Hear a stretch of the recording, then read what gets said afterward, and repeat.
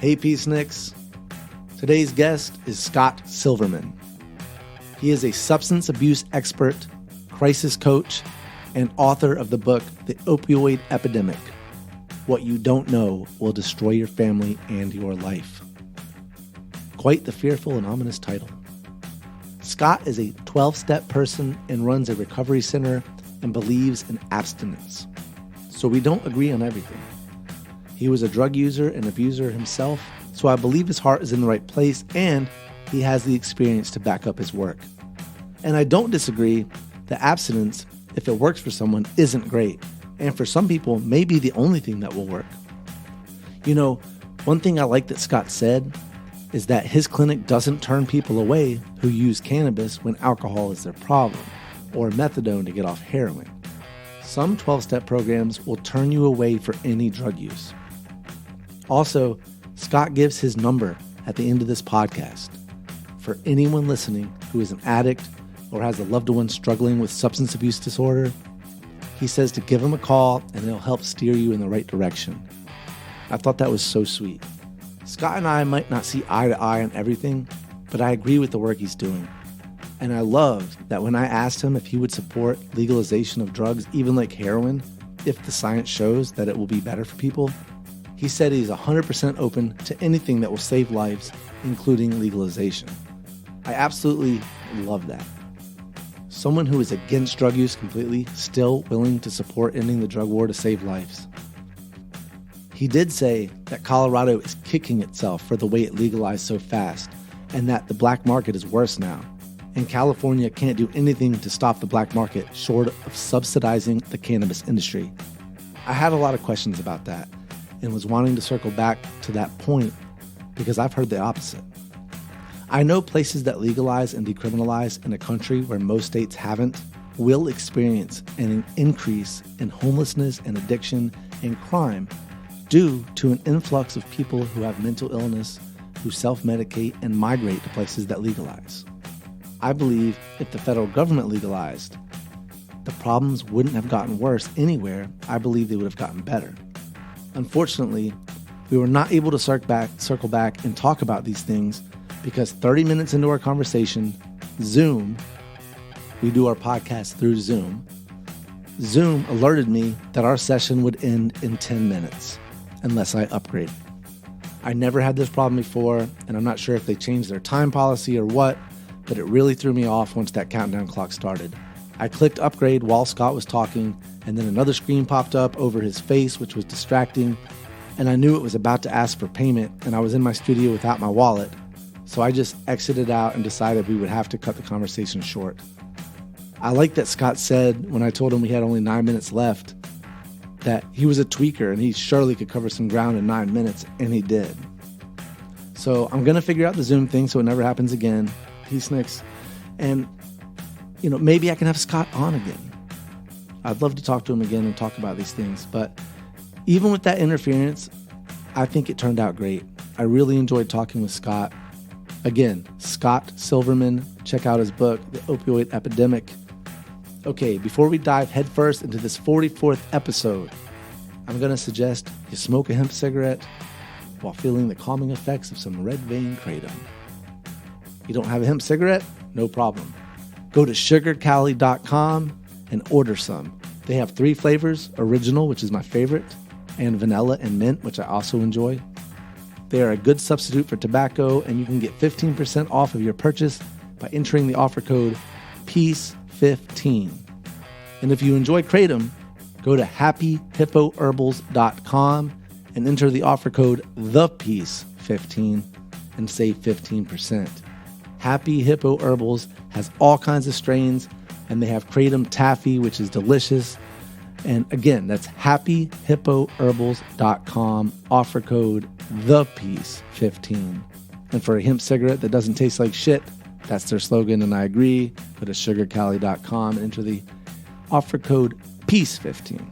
All right, let's dive in with Scott Silverman. America's public enemy number 1 in the United States is drug abuse. Drugs are menacing our society. What are your thoughts on the drug problem? I had a great time doing drugs. So tonight, from our family to yours, from our home viewers. Thank you for joining us. This is the Peace on Drugs. All right, cool. How are you, Aaron? I'm doing great. I love your background, by the way. That's really cool. The sunflowers. Well, I am in San Diego, so I figured I'll just slap people around with it. That's great. I was going to ask where you were. I wasn't sure. San Diego. That's awesome. I can't wait to get out there. My cousin lives out there, and I have not went to visit her yet.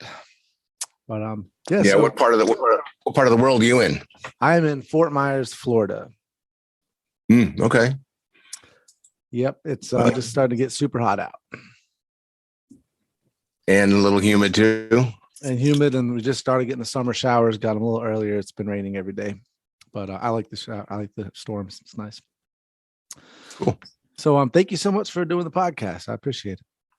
My pleasure. Anytime I can get a chance to talk about what I'm passionate about and saving lives, I do. I think I have a 5:45 a.m. segment tomorrow morning with Tulsa, Oklahoma. Oh, wow. So, yeah, there's been an epidemic all over the country. I've talked about it on my podcast, and I wanted to ask your views on addiction and talk about your book, The Opioid Epidemic. And are you comfortable talking about your past addiction and how you got out of that? Yeah. I mean, the favorite question I've been having probably the last 25 years when I go on with the local media is they open up with, "Hey, Scott, welcome. And hey, tell us about that attempt you had on suicide." And they always say it with, "Hey, tell us about that attempt you had on suicide." Yeah. Like it's, we just can't wait to hear, it's like the new popsicle. So it's amazing. No, I've been very public with my recovery, and I think it's important for me to let people know that it's okay to share that, even though I belong to an anonymous program. But so there's nothing you can't ask me. As a matter of fact, I dare you to take me to the limits. Yeah. So what was the addiction that you suffered? And it was New York City, correct? You were in New York when you were going through this? I was actually in New York the last part of my using and drinking. I had a week of blackouts, got in fights. I was picked up by New York's finest, but I carried a badge for my business. So they took me back to my hotel. And it was funny because that week I was there was the convention for undercover narcotics officers nationally, and they were a gold and silver badge. And my badge, even though it said corporate security, was gold and silver. So they just assumed that I was there for the conference. So they took me back to my hotel rather than jail, which was a miracle. I'll look you on that one. So alcohol was the drug that was the problem that you had. Alcohol was probably my primary, but I did a lot with hallucinogens. I had a major cocaine issue. I'm a retired unlicensed pharmacist. My drug of distribution was methamphetamine, being in San Diego, border town that was easy to get. Seconal, I can go on and on. The list is pretty long, but you've been sober a little over 37 years now. So of continuous sobriety. And that's the thing I hang my hat on more on that than what I used to do and what it used to be like. But, I share that story whenever it's relevant. Got you. Well, so are you you're an abstinence, you promote abstinence-based recovery, correct? Well, I promote abstinence-based recovery, but I also support harm reduction and medically assisted treatment. And I'm also acutely aware that people who suffer from this disease of addiction or people who are self-medicating or a poly drug, that one size doesn't fit all. And, I do run a treatment center, and we're an outpatient program certified by the state of California. So what that really means is we're allowed to take insurance and provide a curriculum that's appropriate for people that are suffering from substance abuse disorder. And for example, I'm the kind of person that if somebody comes to me and says, "Look, I don't mind giving up alcohol because it's destroyed my life, but marijuana is legal now. I want to keep smoking marijuana." I'd rather have them come into treatment and talk about that and know that, ultimately the goal is to get to abstinence. But you know what, if you can't find a place, because a lot of places won't take you if you share that. They just won't let you in. Yeah. They just say, we're abstinence-based, we're a 12-step program, and you can't come in if you're using other drugs. And a lot of people are taking antidepressants. A lot of people are taking other types of medication. A lot of people who are addicted to opioids may be on methadone. They might be on other medicines and medication prescribed by a doctor. So we want to bring them in. I'd rather talk to somebody. What is it? I like to say, I'd rather talk to somebody for about 20 minutes about what's going on with them than spend an hour at their funeral. 100%. Absolutely. And I've heard stories of 12-step programs that are so abstinence-based that they've told people to convince people to get off their depression medicine. And then the people have killed themselves. And some of the responses were horrible, where they're just saying, well, at least they died sober. And it's like, I think that we should make exceptions. And again, if you're suffering, like you said, from alcohol and cannabis helps you, I think that that's better than sticking with alcohol. And like you said, if you can get to abstinence, of course, I promote whatever recovery people use. I use cannabis. I've had problems with opiates, so I stay away from those.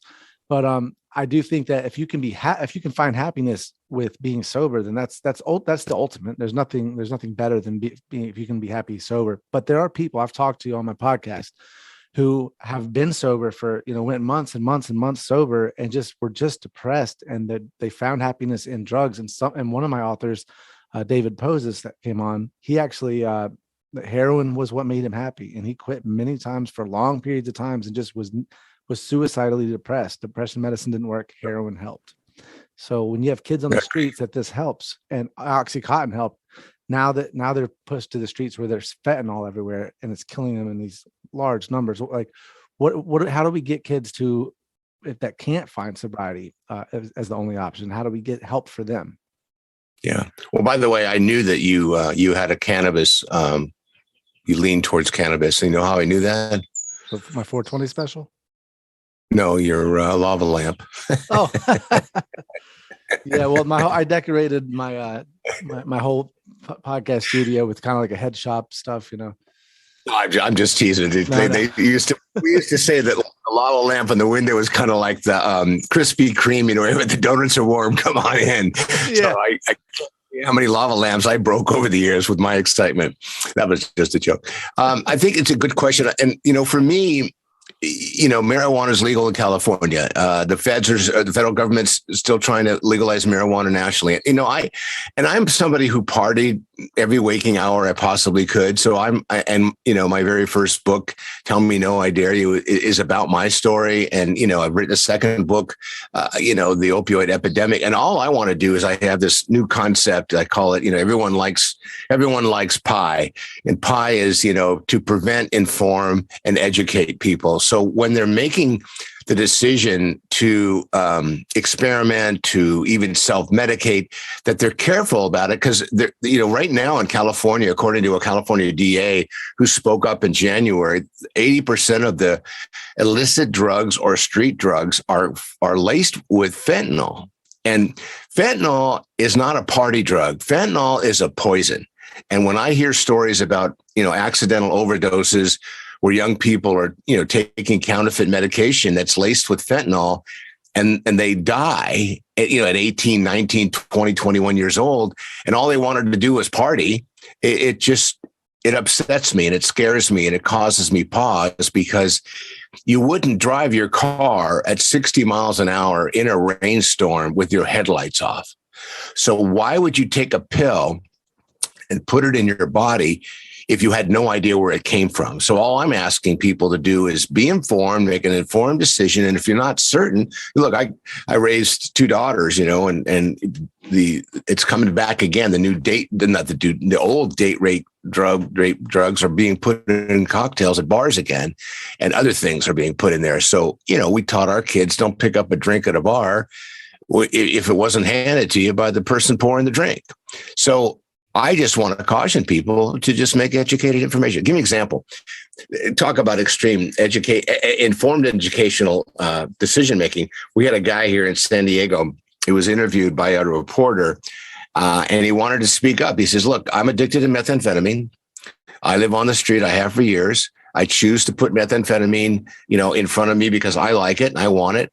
And he says, I'm concerned about fentanyl. He says, I got a hold of fentanyl test strips, and I test my methamphetamine to make sure there's no fentanyl in it.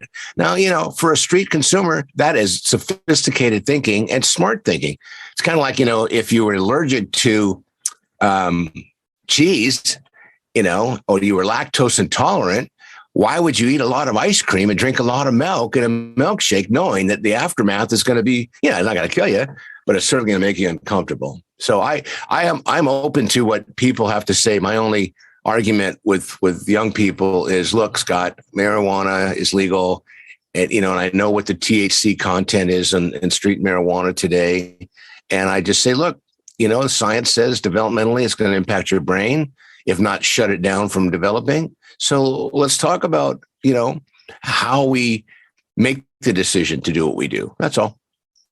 Yeah. And I have heard things about it messing with the development of the brain when you're for younger people using it. So I do have a lot of questions about that for younger cannabis users, but for adults making adult decisions on cannabis and other drugs too. I mean, if we look at the opiate, like when you talked about people making decisions to take a pill that they don't know where it came from. Well, if you think about someone that got addicted to a prescription medicine, say they're somebody elderly in their family that passed away that left them a good supply and they got addicted to them. And then once that supply runs out, you find someone on the streets that has a Percocet that looks just like the ones you were taking, but they're being made counterfeit with fentanyl in them.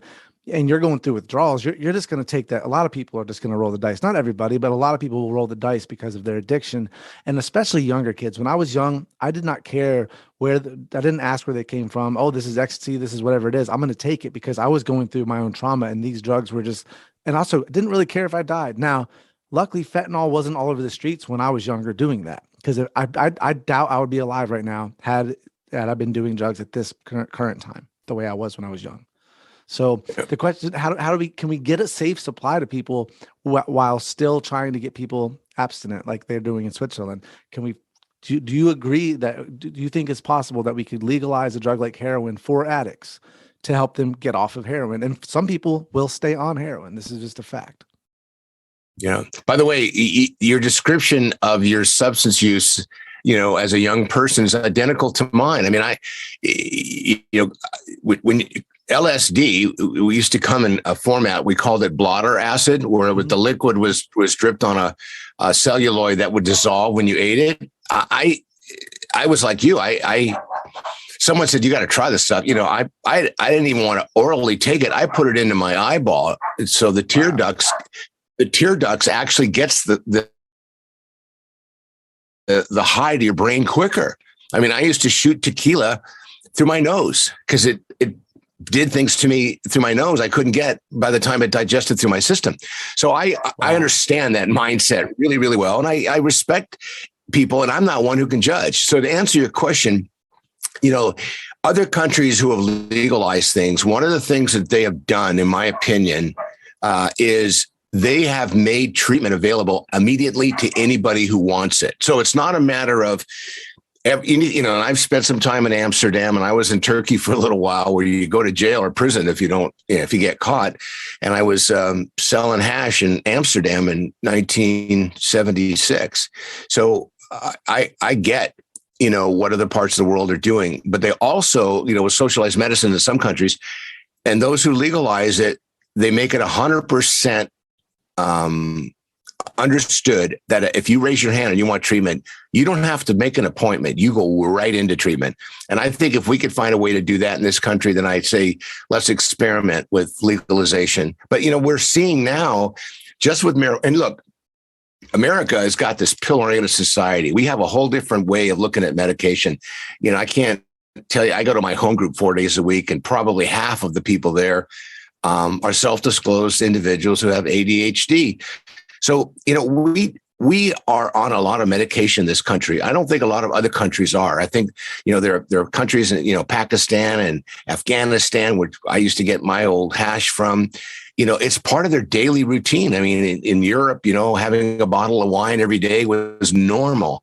But for us in the U.S., I think we go to excess with a lot of things. And it's not a judgment. It's just kind of a informational factoid that makes us a little bit different. And I think that's why drug manufacturers target the U.S., not only because we have disposable income, but we're the kind of consumer, and people ask me all the time, why would somebody who manufactures and distributes fentanyl, knowing it could kill their consumers, continue to sell the drug? I said, well, every time there's an overdose that hits the news, there's sales spike.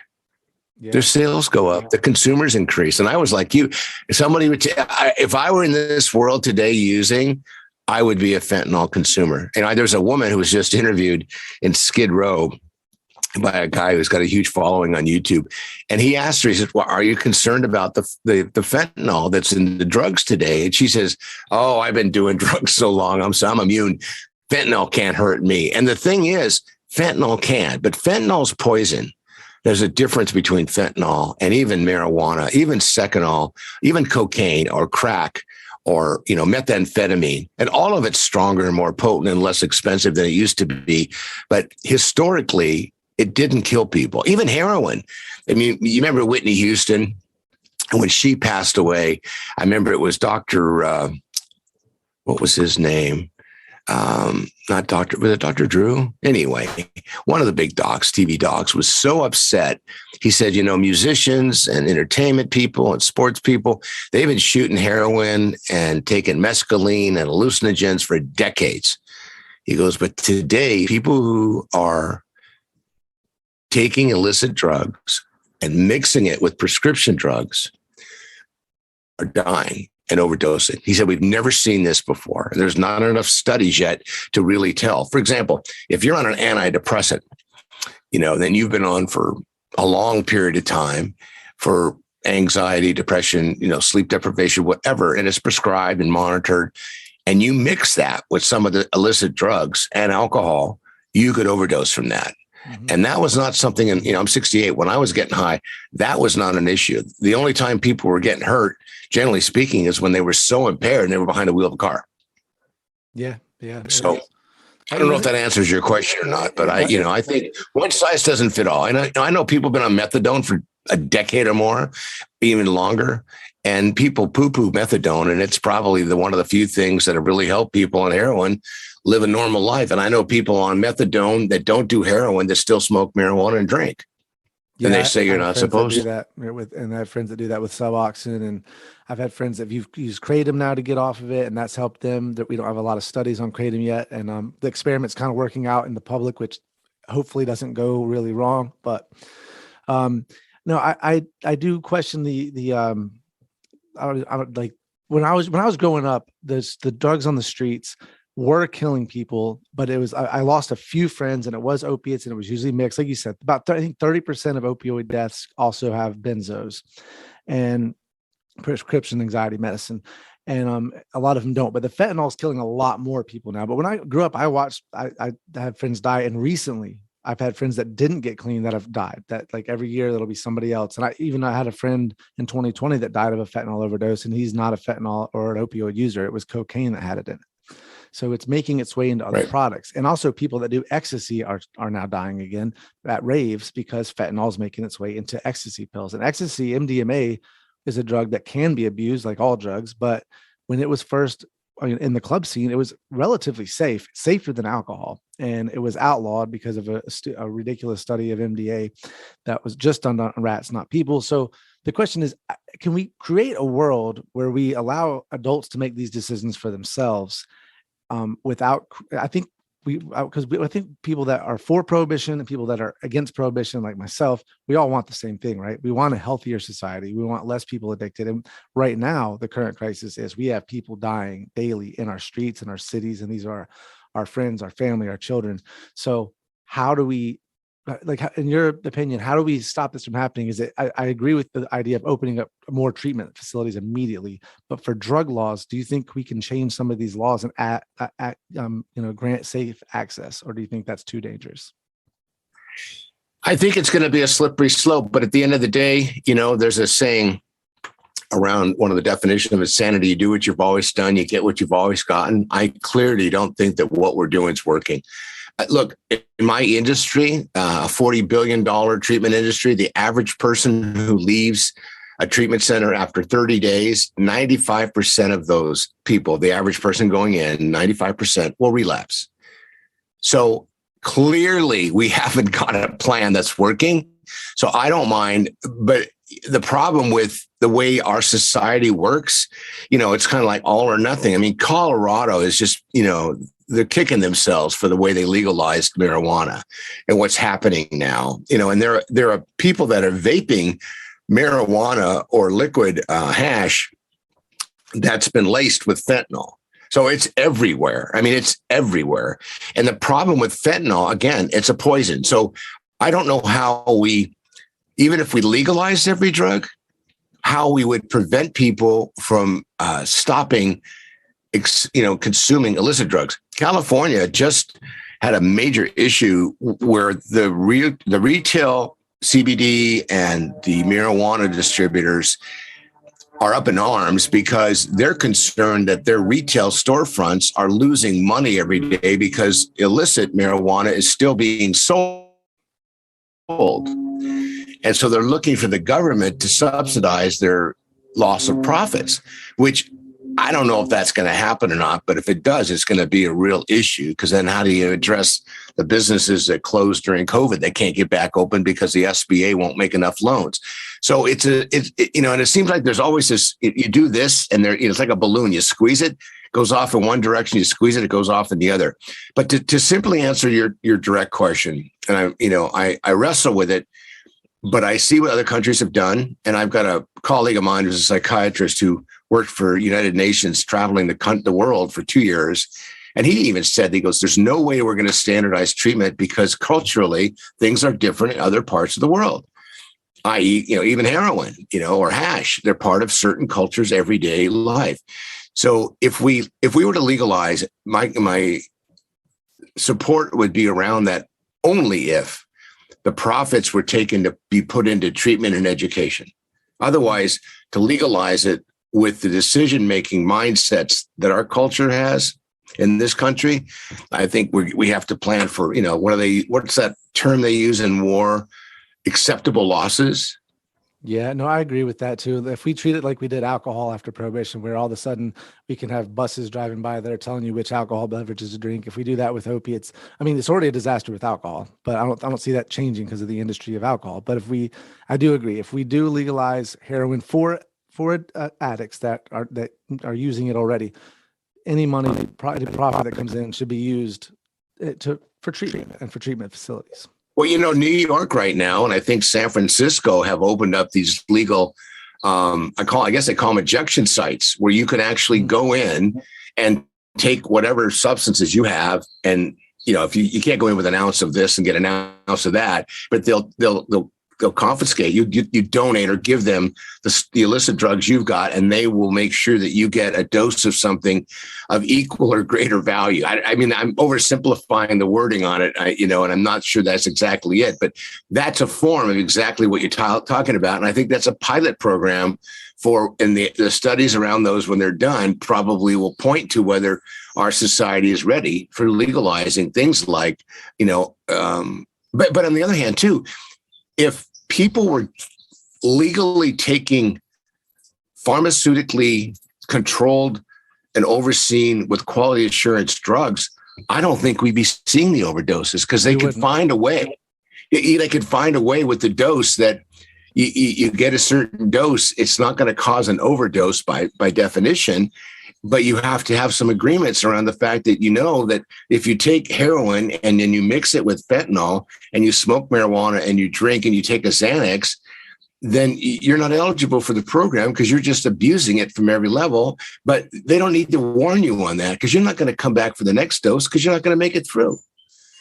Well, a lot of these people do use a lot of these drugs and survive all of them every single day. And also, but if you go back to what you said about a safe dose, hospitals use fentanyl, morphine, and all these drugs every single day, and nobody dies. And so What's killing people are unregulated doses in an unregulated market. And also, when you go back to the safe injection sites, you were saying that you've heard that there are safe injection sites that are actually offering heroin to match people's heroin. Well, they're giving them something as a substitute. I don't know whether it's heroin or methadone or something like that. Or naloxone. They have naloxone there. That's pretty, from what I've read, all they have, and I've talked to people in harm reduction, the safe injection sites are just a place where there's a nurse on duty, and they've had 0 deaths, but they've had many overdoses because people will go in, they'll shoot up their drug. There's all of a sudden there's too much fentanyl. They go into overdose, but naloxone is a miracle worker. It immediately reverses the effects of opiates. It doesn't get you high at all. So it's just a place where you can go do your drugs and not die if it's a bad batch or whatever. And other countries have done even better things, like Spain. But Spain has decriminalized all drugs. They're all illegal. There's no legal market to purchase them, but there's legal government-funded testing for all drugs. So you can send in a sample of whatever drug you have, and they'll test it. And because of this, 95% of street drugs are pure. And even though there's no legal market for them and there's no promotion of them, and that also puts all the money stays in the hands of the cartels or whoever's promoting, and that's negative. But the positive is nobody's dying there. Not the way that they are. Well, if you're telling me that you think there's an idea out there that America can adopt that would save lives, I don't know how, as a hopeless helper, I could disagree with trying that. I mean, it would be, if we're losing north of 300 people a day to the opioid crisis alone in our country, and it's possible to put a system in place, on a national level that could reduce that by 10, 15, 20, 30%, I couldn't argue not supporting that. 100%. The problem is our country doesn't, we're very polarized. And so if one political party started moving this direction, then the other party would simply run a bunch of ads that made them look like they were drug peddlers, and then they'd lose an election. So nothing gets done because of that. And but there are, like, even in Texas has strict laws. They cannot have safe injection sites there, but they do. There's many nurses risking their careers who are not into drugs, are not into drug cultures. They got into being a nurse to save lives. That's it. So they run illegal needle exchange programs to save lives, risking their careers to do it. And that's amazing. But I think laws against that should immediately go away. I know there's a lot of concern with where to put the safe injection sites. Somebody in a nice neighborhood, they're scared that a safe injection site is going to all of a sudden bring in an element to the neighborhood they don't want. But what they're not considering is the parks by their house already have syringes in them. There won't be syringes in your park if there's a place where they can go do them. And that's something that people need to realize. Switzerland's a great example. They're a conservative country. They were anti this whole heroin program thing. And now they all support it because they saw their parks clean up. They saw their addicts get healthier, get better. A lot of them got off of heroin. They have less heroin users than they did before they had legal access to it. And that says a lot. I think our drug culture in this country, there's almost like a rebel element to it, like a cool feeling, like you're a part of a club, you're a part of an underground movement of people who don't care if they live or die. And when you strip all that away from it, and it just becomes going to a clinic and getting your drugs so you can go to work. I think a lot of people go, okay, now that I'm stable, how do I get off of this stuff and stop having to go to this clinic and do this every day? And people start. Well, this country's done it with methadone. I mean, it's a federally supervised and takes about 3 years to open up a clinic if you want to do it. And the way they dose out methadone, people physically have to come get it unless they're on an honor system because they've performed well and they get to take some home with them. But, there's an example of harm reduction that has been done by this country around, mostly the addiction to heroin. So clearly we found a way to do that. And that's been going on for decades, if I'm not mistaken. So to your point, though, it's almost like, the way you're watching our political leaders now, you say to them, look, today is Wednesday. Someone's going to argue with you and go, Aaron, it's really not Wednesday. It's the day after Tuesday and the day before Thursday. Like, what? It's like we can't seem to agree what time the sun's going to set. And to your point, someone's going to come up with this wonderful idea. And, I lost a brother to HIV 30 years ago before, AIDS was even a conversation that people knew about. And I remember being involved when the needle exchange program first came out in our community. And I wanted to support it and tried to support it, but I wasn't welcome because I wasn't part of the culture that was doing that, the healthcare providers and the county. And, that thing was controversial, still stands to be. But at the end of the day, with the volume of people, somebody I interviewed me last week and said we're north of 800 people a day dying between alcohol, opioids, methamphetamine, crack, and that number didn't even include suicide. So if that's true, as a country, we have to be talking about this like we are, as much as we're talking about obesity, diabetes, cataracts, reverse mortgages, buying that insurance, extended insurance for your car. I mean, you see the people that spend money advertising.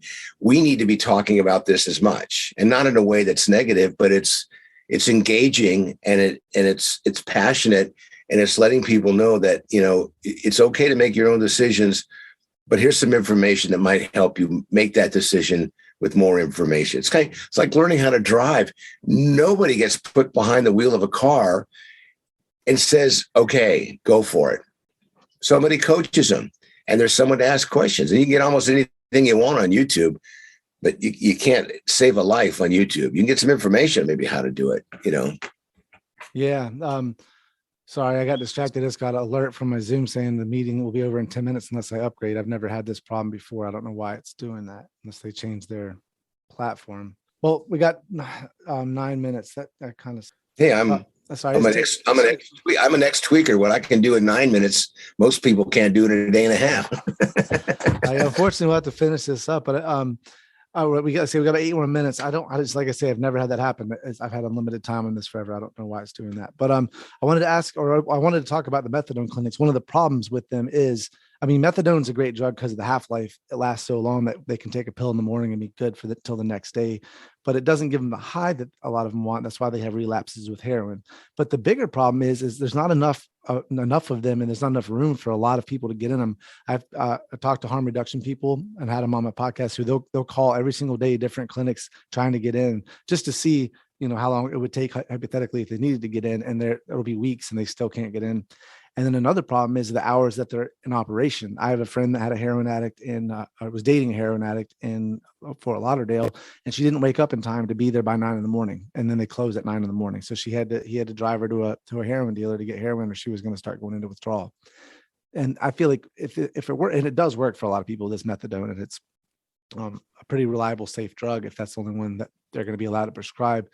How do we get funding to keep these, to get more of these open and more available for more people, and to get rehab facilities? Like, I'm assuming what you own costs a lot of money for the people.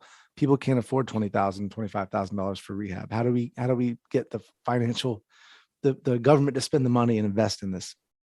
Well, when you look at the insurance companies and the profits they make, it's just unbelievable. They could certainly scholarship, bring a reimbursement rate down, keep people in treatment longer. Plus, there's a lot of different anonymous programs out there that you can get for the continuum of care. As far as methadone goes, it's, again, because it's federally controlled, they have a budget. And with that budget, they only can pass out so much per day. And after that, on a fiscal year, if somebody runs out of money, they stop, they have to keep passing out the methadone. Otherwise, they're going to put, they're going to create a new zombie land, if you will. So, that's one of the things the government's adopted. And I don't know what the volume of it is. I don't know what the money is around it. I haven't seen that information, just because I think it's a tool, and I think there's different tools out there.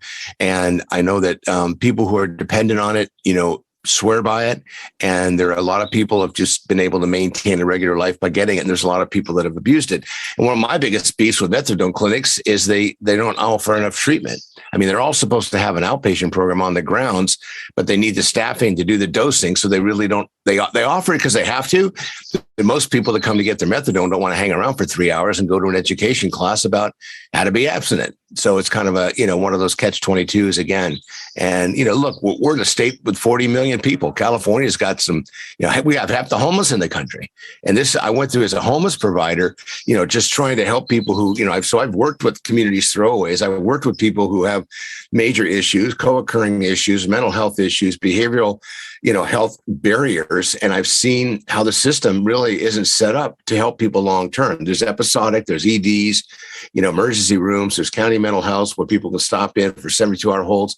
But it's like we as a society have to take much better care of the people in our society in a way that creates systemic change, doesn't contribute or enable. Yeah. I still wonder how we can Well, let me ask you this: in California, how much funding does your state offer for facilities like you run? Is it all privately paid, or is there actual state? Well, for funding? what I do is private. Yeah. And we do graduating sliding scales. We work with a lot of veterans. There's resources for them. And every insurance company I deal with is an arm wrestle and a negotiation because the rates different. I mean, somebody can come to me with, having Blue Cross, but there's 25 different variable plans. The deductible may be $20 for, each session. And I hear, people come in and go, I don't want to spend $20. Guys, come on. You told me you gambled away $500,000 over the last 2 years. It's going to cost you $20 a session. That's $60 a week. For God's sakes, you're saving your own life. Is that really your problem? Well, no, I just wanted to throw it out there. So I think, insurance companies, there's plenty of money because everybody pays a lot for insurance, and even people who are on Medi-Cal or Medicaid, and I'm on Medicare now personally. You pay for it different ways. You have to wait in line. There's long appointment wait times. You have to, you got to go in, you got to sit down, you got to spend a lot of time. And if you were working, you'd be losing income while you're doing that. So I like the idea of socialized medicine personally. I mean, Canada, I think, does it. Most of Europe seems to do it. I was in Amsterdam. I cut myself. I was bleeding out for like 3 days, a slow bleed. And somebody says, you can walk into the hospital. It's free. I go, no way. I walk in. The doctor pulls out a chunk of glass. He says, if you hadn't come in, you could have died on the flight home. Wow. So, being able to have that kind of access to healthcare, it's just, to me, it's got the way we do business with people who suffer. It's not right. It's just, working with veterans, PTSD and other issues, we can do a much better, and put it this way, we can do a much better job, in my opinion. I agree. And also people that are anti-social medicine, they need to realize that our government already spends more money on government funded medicine than countries that have socialized medicine. The problem is our pharmaceutical companies make way too much money on what they're doing. And this is not my area of expertise, but you can look into it. And I've read things about it. Socialized medicine, I think it's a good idea. This for profit on people's health. And also the idea that, we're one of two countries that allows advertising of pharmaceuticals that you have to go to a doctor to ask about. The doctor should be the one telling you what medicine you need. And our country's flip-flop with advertisement. It's just a money grab for all these huge industries. And I hate to do this. We're running out of time on this thing that I didn't know was ever going to be a problem. Like I say, it's never been a problem. So we got about 2 minutes left. Let me ask you this. What advice would you give someone listening who is having an addiction that they can't seem to get off and they don't have the money to go to a facility? What's step one to pick yourself up and to put yourself into a place to get better? Well, if you don't mind, I'll throw my phone number out there and I'll just invite them to call me and we'll talk about it. Call me at 619-993-2738. 619-993-2738. There's, in most metropolitan areas, there's places you can go if you don't have a resource. There is Medi-Cal, there is subsidies, there are faith-based groups, there are 12-step programs. There are different ways to access treatment. And if you're willing and you're ready and you feel like you need some help and you want to do something about the pain you're in, there's always hope and help. That's what I believe. There's always hope and help. And I hope people call, or just go online and Google, how do I get help for my addiction? You'd be amazed at the information that's out there today. Because most counties, they have to provide it because they're funded by the feds and the states, and they have to provide some sort of access treatment. Can you get in this afternoon? Will they come pick you up? Probably not. But you know what? It wasn't that easy to go get your stuff either. You had to work hard to get it. So you put 10% of the effort into getting clean that you put into getting your drugs or alcohol. My sense is you will do real well, because if you've survived it, you've got some great skills. That's great advice. And also for if someone's family member is not, if it's not them themselves suffering, but a family member is the same thing, they can look up the information and being supportive to the person going through it's probably the most important thing, not this tough love thing.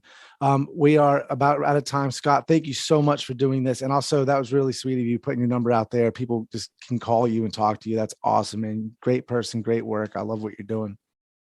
All right, man. Thanks for the opportunity to talk about and help me reduce the stigma. It's awesome. Awesome, man. Thank you. Take care. Peace out. Reducing the stigma. Now, I've talked about this before, and I've said this is the number one thing we can do. There go my dogs. I'm going to leave that in. That's Lieutenant Dan barking. He's a good boy. So reducing the stigma. That is number one, the most important thing that we all can do. If you're listening and you're not yourself ever even thought about using drugs, it's just not been on your radar, you have not had no desire to. Maybe you have a few drinks with dinner or something. If you're just not a drug person, you found this podcast interesting for whatever reasons, you listen to it. Maybe you're one of my sisters or you know me. But I think the first thing we can do if we're on the outside of drug culture is to stop stigmatizing those who are on the inside of that world where there's pain, there's trauma, there is people that are now having to use drugs that could possibly kill them. They don't know what day could be their last, and they don't know how they're going to get help. We need to stop looking at them as less than human. They are human. They are people. They are just like us. Unfortunately, the drugs that helped them get through the things are currently helping them get through the things that they need to get through are illegal. They are on a dangerous black market. And it might be that if they had a safe supply of the drug that they were doing and that they could get it regularly, affordably, that they could work through the problems that they're working through and get off of these drugs. That is the world that I think most of us want, is a world where less people are addicted to drugs and no one is dying from them in our streets. Because people have used alcohol, and cannabis luckily is a safe drug. Even on the black market, it is relatively safe because it is it's a natural plant. So those drugs have worked for people. People have worked through them, and most people in their early 20s going through these, whatever you want to call them, whether it's drug addictions or drug abusing or just drug using, whatever it is, most of them get to a place better in their life when they get into their 30s and 40s, but a lot of them now aren't making it into their 30s. And I think we need to do more about this. So again, if you like the podcast, please go on Apple Podcasts, give us a 5-star rating. It helps us out. If you want to subscribe to our newsletter, go to www.thepeaceondrugs.com/subscribe. And follow us on Twitter, Instagram, The Peace on Drugs Podcast. Thank you so much for listening. We're going to let Twiggy Branches take us on out.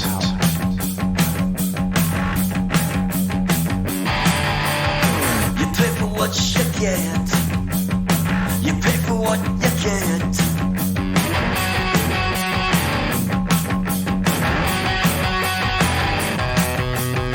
You pay for what you get. When you align yourself with the 4 p.m. jet set. Bedhead, bed high, moves hard, pocket in mind. So I'm sending love east. Cocaine and smog, watching the sunrise, watching it all, Sunset Boulevard. Are you my doctor?